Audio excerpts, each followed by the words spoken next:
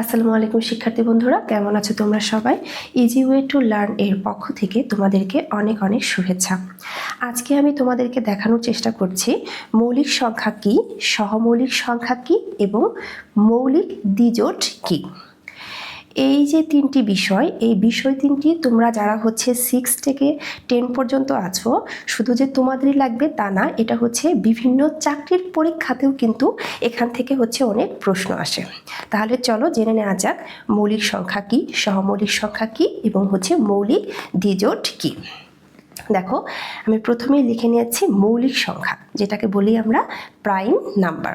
মৌলিক সংখ্যা নিয়ে কিন্তু আমি এর আগেও তোমাদের সাথে আলোচনা করেছি। দেখো, মৌলিক সংখ্যাগুলো কি? এক হতে বৃহত্তর যে সকল সংখ্যার এক এবং ওই সংখ্যা ছাড়া অপর কোনো গুণনীয়ক থাকে না, তাদের মৌলিক সংখ্যা বলা হয়। যেমন এখানে আমি লিখেছি কি 2, 5, 7, 11, 13, 17 প্রভৃতি মৌলিক সংখ্যা। কেন? কারণ এগুলার এক এবং ওই সংখ্যা ছাড়া অন্য কোনো গুণনীয়ক নেই। গুণনীয়ক কি বলতো? গুণনীয়ক কোনো একটি সংখ্যাকে অন্য যে সকল সংখ্যা দিয়ে ভাগ করে নিঃশেষে বিভাজ্য করা যায়, তাদেরকে বলবো আমরা গুণনীয়ক। যেমন দেখো, আমি এই যে 2 লিখেছি, হ্যাঁ, 2কে আমি কীভাবে লিখেছি? 1 × 2, 2 একে 2। তার মানে 2কে আমি 1 দিয়ে ভাগ করে নিঃশেষে বিভাজ্য করতে পারবো, আবার 2কে আমি 2 দিয়ে ভাগ করে নিঃশেষে বিভাজ্য করতে পারবো, মানে কোনো ভাগশেষ থাকবে না। তাহলে আমি কি দেখতে পাচ্ছি? যে 2কে আমি শুধুমাত্র 1 দিয়ে এবং 2 নিজে, 2কে আমি 1 এবং 2 এই দুটো জিনিস দিয়ে ভাগ করতে পারছি। একইভাবে আমি লিখেছি কি 5কে, দেখো 1 × 5, তার মানে 5 একে 5। 5কে আমি 1 দিয়ে নিঃশেষে বিভাজ্য করতে পারছি, আর 5কে আমি 5 দিয়ে ভাগ করে নিঃশেষে বিভাজ্য করতে পারছি।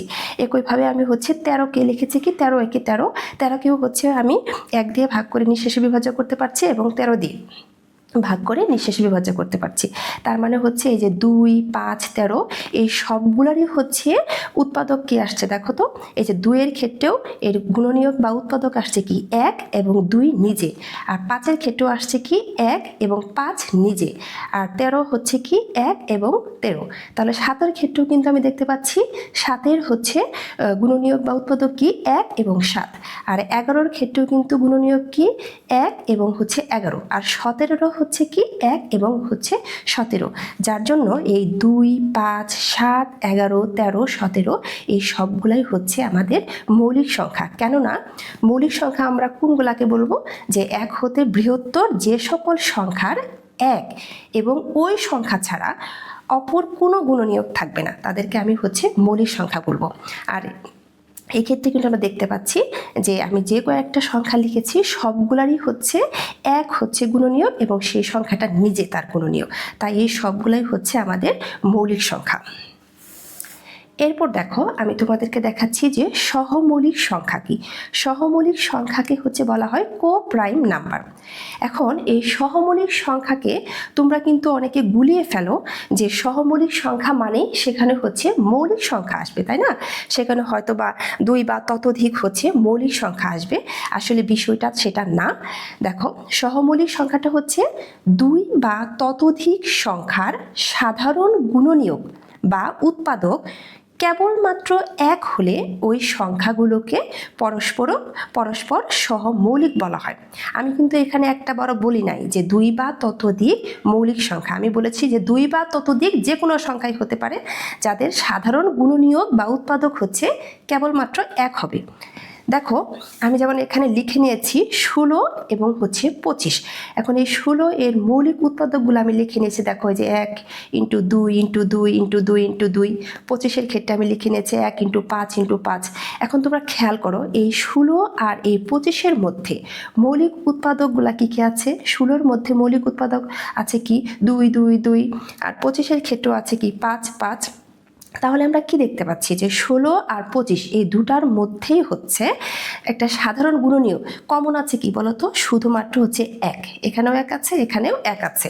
তার মানে 16 আর 25-এর সাধারণ গুণনীয়ক কেবলমাত্র কিন্তু 1, আর যার জন্য 16 আর 25 পরস্পরের সহমৌলিক সংখ্যা। ঠিক আছে? এই দেখো, তার মানে দেখা যাচ্ছে 16 এবং 25 সংখ্যা দুটির এক ছাড়া অন্য কোনো সাধারণ গুণনীয়ক নেই।